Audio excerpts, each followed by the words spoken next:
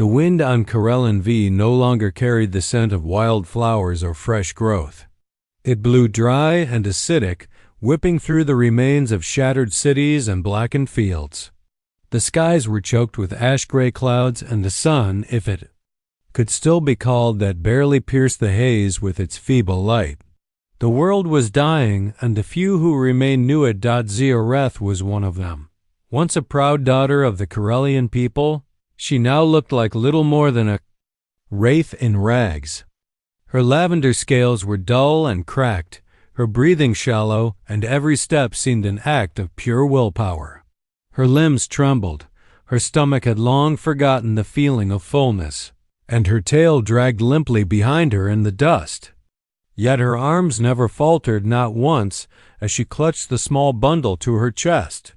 Ilir, her newborn son, wrapped in torn thermal cloth, let out a weak cry. It was more a sound of confusion than demand. He was too weak for real protest.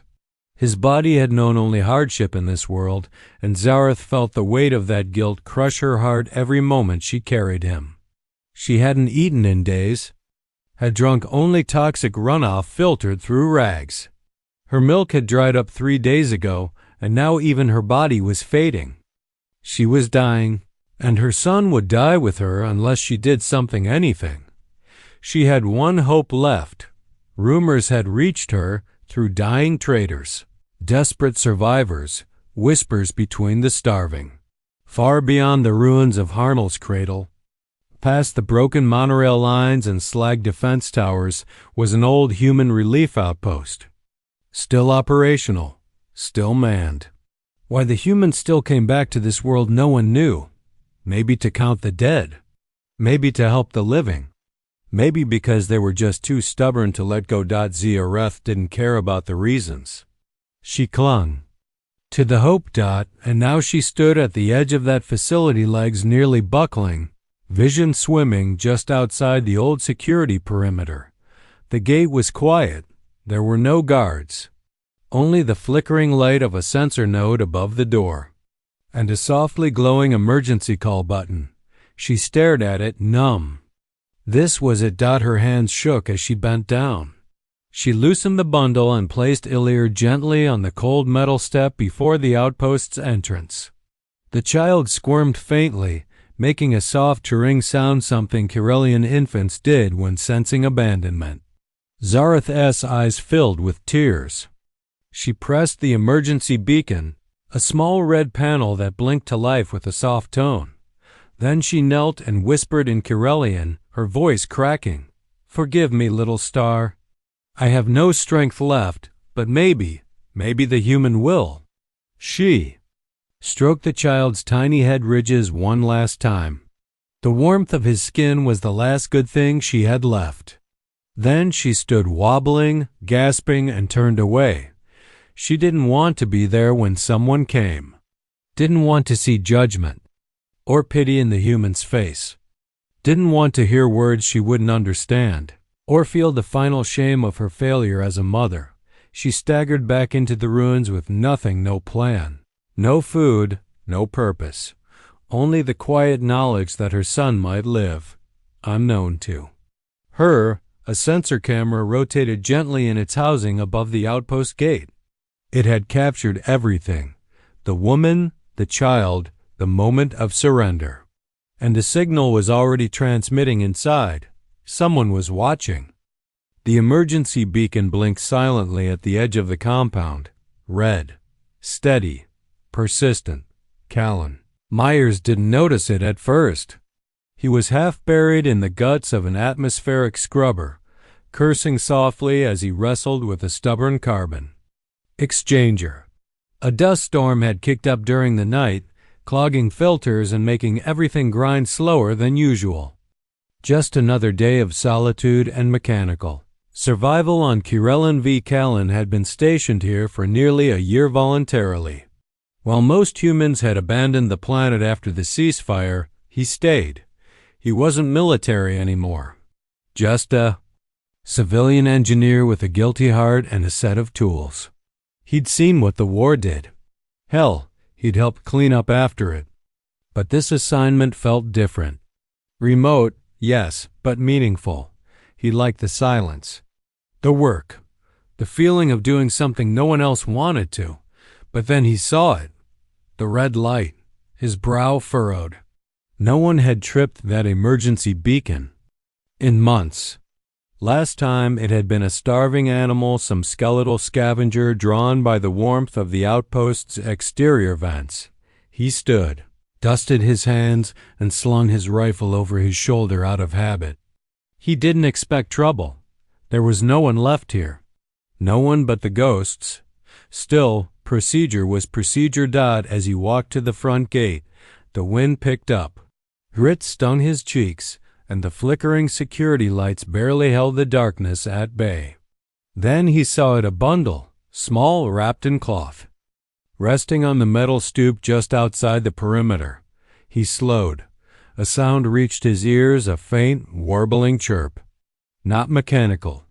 Not wind. Alive. He rushed forward, heart thudding in his chest. Kneeling down, he gently peeled back the cloth. Baby. Alien. The infant's skin was a soft lavender, speckled with pale ridges along the temples typical of the Kirelian species. Eyes wide and glassy, body trembling faintly, the child was dangerously malnourished, the kind of fin that clung to bone. But still breathing. Callan stared, stunned. He hadn't seen a living Kirelian in months. Certainly not a child. He glanced. Around, no one, no mother, no guardian. Just this baby. His training kicked in. Carefully, efficiently, he gathered the child into his arms and carried him through the gate. The outer system scanned the child for toxins or diseases, standard protocol. Callan barely waited for the green light before rushing the infant inside. To the med chamber. He placed the baby in a sterile warming pod and began a full diagnostic scan. Bioreadouts flashed across the screen. Severe malnutrition, dehydration, low thermal regulation, but no major infections. A miracle, really. Who the hell left you here? He muttered, adjusting the nutrient for and activating the pod's humidified warmth. The infant relaxed, cooing faintly. Callan sighed and rubbed his temples. Something about that sound, it tugged at him. Once the infant was stabilized, Callan returned to the security console. He pulled up the exterior footage, rewound, and then he saw her. The mother. Z, as single quotes are ETH. She appeared like a ghost, frail, hunched, barely standing.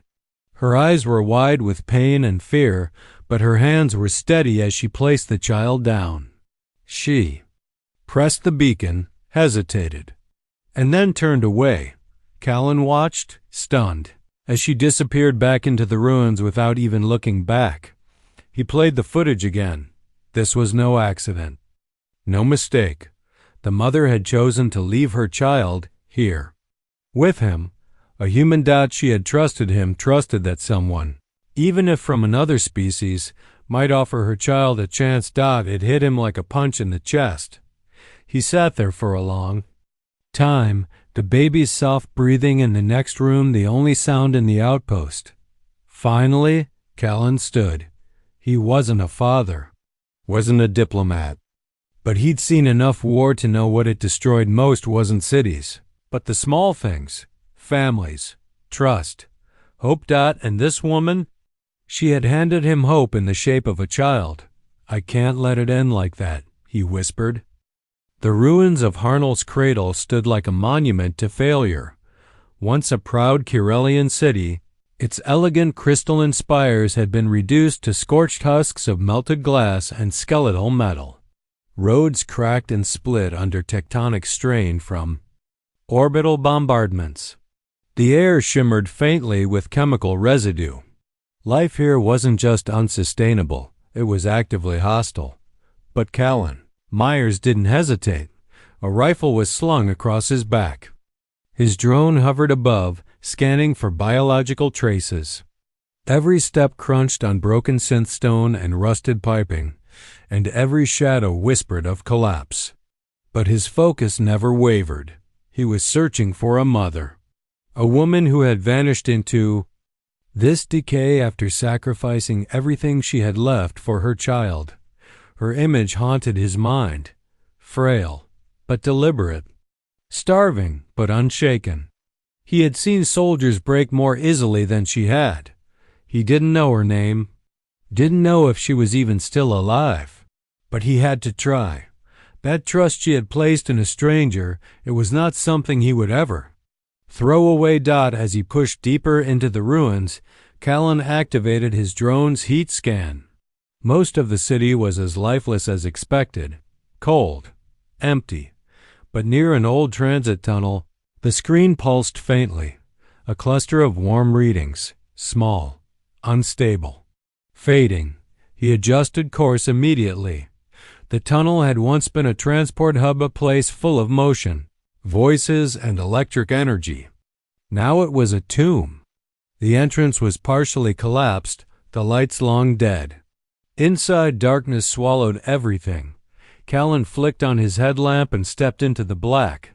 He moved slowly, boots crunching on shattered glass, breathing shallow. Through his rebreather, the air was thick with mold and decay. Every corner felt like it might hide a predator, but he wasn't thinking about danger. He was thinking about Zareth. That was her name. He'd learned from the emergency registry. Logs: a refugee listed months ago, assumed missing. One of the last survivors from the war-torn districts. The drone beeped. Movement. Just ahead. He raised a hand, signaling the drone to dim its lights, and there, tucked between two rusted service panels, he saw her. Zareth lay curled into herself, barely more than skin and bones. Her breathing was shallow, ragged. Her arms wrapped around her stomach as if shielding something that was no longer there. She looked like she hadn't moved in hours. For a moment, Callan just stood there, frozen. She was so small, so fragile. Not a threat. Not a soldier. Just a mother who had chosen death, so her child might live. He lowered his weapon and stepped forward slowly. "Zareth," he said softly. Her eyes fluttered open. He could see the panic immediately. She tried to move, to pull herself up, but her limbs trembled uselessly. She hissed weakly in her own tongue, eyes darting toward escape. Callan stopped, held his hands out. "Hey, easy. I'm not here to hurt you." She stared at him, wide, wild-eyed. He wasn't sure she understood him, but she froze, listened. "I have your son," he continued, voice steady. "He's safe, alive. I'm taking care of him." That stopped her. She blinked. "You took him?" She rasped, the words in broken Terran common. "Yes. You left him at my outpost. I found him. He's doing okay."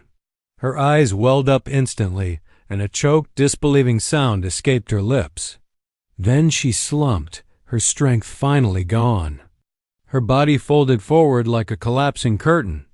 Callan surged forward and caught her before she hit the ground. She was weightless in his arms. He wrapped her in the thermal blanket from his pack, propped her up, and offered a hydration straw to her cracked lips. She sipped weakly, eyes never leaving his. "You came," she whispered. He nodded. "You trusted me," he replied. That meant something. She didn't respond with words, just a slow nod and a tear that cut a clean path through the dust. On her face, carefully, he secured her to a field stretcher and signaled the drone to guide the path back. As he carried her out of the ruin and into the weak light beyond, Callan realized something unexpected. He wasn't just helping her for the baby's sake anymore. He was helping her because she mattered too. The return to the outpost was long and silent. Zareth slept most of the way, her body giving in to exhaustion the moment she felt warmth and safety.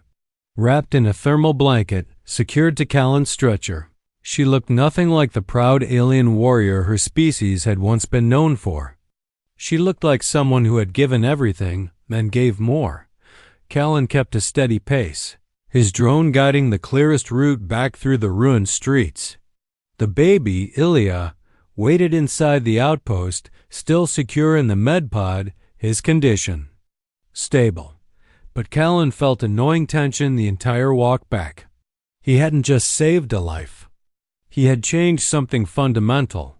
When he crossed through the outer security gate with Zirath in his arms, he didn't feel like a soldier or a rescuer.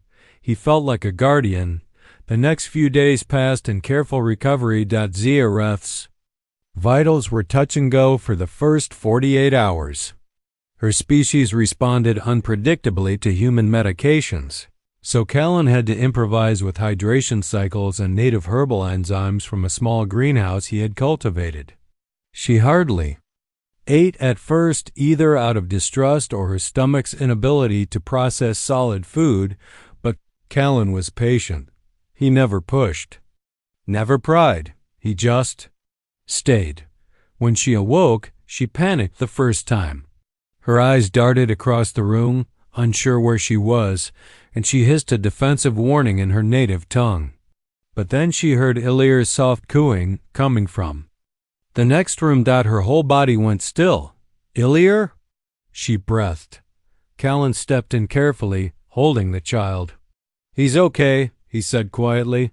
Stronger already, hungry, loud, and demanding. Like a normal baby should be. He offered Ilyr to her, and her arms trembled as she took him. Zirath wept then full, silent sobs that racked her weakened frame as she held her son close to her chest.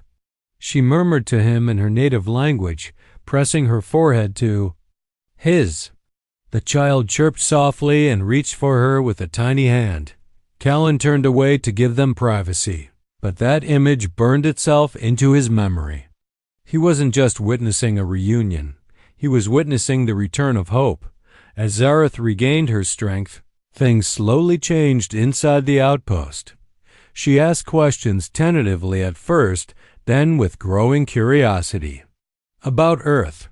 About humans. About why Callan was here, alone, on a planet everyone else had given up on. He told her the truth, that he had served during the worst years of the war, as a combat engineer who built and rebuilt what others destroyed. That after the ceasefire, he had volunteered to stay behind, not because he believed in orders, but because someone had to care when everyone else stopped. Zirath listened in silence. Then she began helping. It started with small things, handing him tools, adjusting nutrient tanks, learning the outpost systems. But soon she was helping him repair the greenhouse, recalibrate atmospheric scrubbers, and even reprogram the perimeter drones. He realized she was sharper than he'd expected. She'd been a technician before the war. She'd had a life, a purpose, her own dreams. Now, piece by piece, they began building something new. They ate meals together, shared stories often through broken common and improvised gestures. She showed him a lullaby from her world, one she sang to Ilyr at night. He played old Earth jazz from a cracked speaker system, and to his surprise, she liked it. Sighed it reminded her of stormlight dances from Corellan ceremonies. They laughed. Once actually laughed when Ilyr spit up nutrient formula all over Callan's shirt.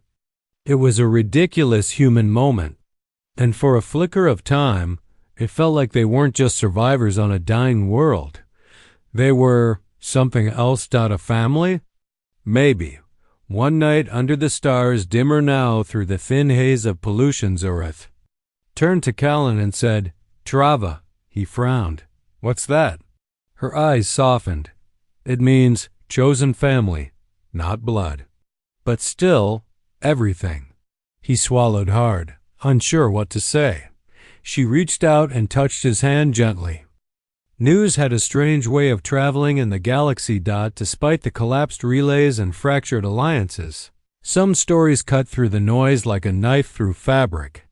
The tale of a Corellian mother and her child, rescued and cared for by a lone human engineer on a dead planet, was one such story. It began quietly. A supply drone arrived at Outpost 9K. As scheduled, carrying replacement filters and Earth standard rations. Its automated systems ran a routine status check and uploaded footage. Logs from the outpost systems to the central human. Command relay standard maintenance. But among the logs was something different. It wasn't just technical data. It was video a clip showing a Corellian woman repairing a greenhouse module. A human man handing her a toolkit, and in the background, a baby cooing from a makeshift bassinet. And then laughter. Alien and human together. The moment was brief, but powerful. Someone at Central flagged the file. Then someone higher up passed it along. Within 2 days, the story had reached the Terran diplomatic corps. Within 5, it was being discussed in hushed tones at a galactic tribunal meeting. And by the end of the month, it had spread far beyond military channels. People across multiple systems saw the photo now etched in datapads and screens. Callan Myers, standing outside his weathered outpost, holding baby Ilir, while Zareth stood beside him with one hand on her son and the other on Callan's arm, not as prisoners, not as a war criminal and victim, but as a family. Callan wasn't prepared for what came next. The first ship arrived unexpectedly, a Terran relief vessel. They requested to dock, asked for permission to interview him, and delivered crates of supplies. More followed. Diplomats, medics, and even a Corellian emissary. Her eyes red-rimmed and full of awe. Zareth remained cautious, retreating to the greenhouse or staying close to Ilir. She didn't fully trust the attention. She'd lived through a war where being seen meant being targeted. But Callan, sensing her discomfort, shielded her from the worst of it. He refused most interviews, declined every offer for extraction. I didn't do it for headlines, he told the Earth ambassador, a sharp-featured woman in an elegant gray uniform. I did it because she needed help. That's it. Still, the world wanted more. And so did the galaxy. In time, Zareth agreed to speak once. Standing in the outpost garden, a place she and Callan had rebuilt together, she looked directly into her recording drone and said, "The war took my world. I thought it had taken my child too. But then I gave him to a stranger, a human, the ones we were taught to fear. He didn't ask what species I was. He didn't ask what side I fought for. He just opened his door. And now, because of that, my son lives." Her words echoed across systems. Galactic newsnets picked up the story and replayed it endlessly. Commentators called it the Outpost Miracle. Children on both Earth and Corellian homeworlds began drawing pictures of humans and aliens holding hands. School curriculum modules updated their conflict history sections to include it. What no one could ignore was this. The story was real. Not propaganda, not fabrication. Just kindness where there had been none. Just one man doing the right thing. When no one expected it, back at the outpost, life went on. Zareth began teaching Ilir how to crawl. Callan installed a second greenhouse dome, expanding their food supply. They spent long evenings watching stars emerge through the ever-thinning sky. Slowly, carefully, Corellian V was healing. The land had scars, but now so did its people, and they wore them together. One night, after the last visiting diplomat finally departed, Zareth turned to Callan on the outpost's small balcony and asked, "Do you ever wonder why you stayed here?" "Alone?" Callan thought for a long moment. Then he smiled. "Not anymore." By the cycle's end, the Galactic Council quietly rewrote one of its standing doctrines. No aid facility would ever again be left unmanned on a recovering world. They called it the Ilir Directive, a symbol, a promise. Because one desperate alien mother had left her child behind, and one human had given them both a home.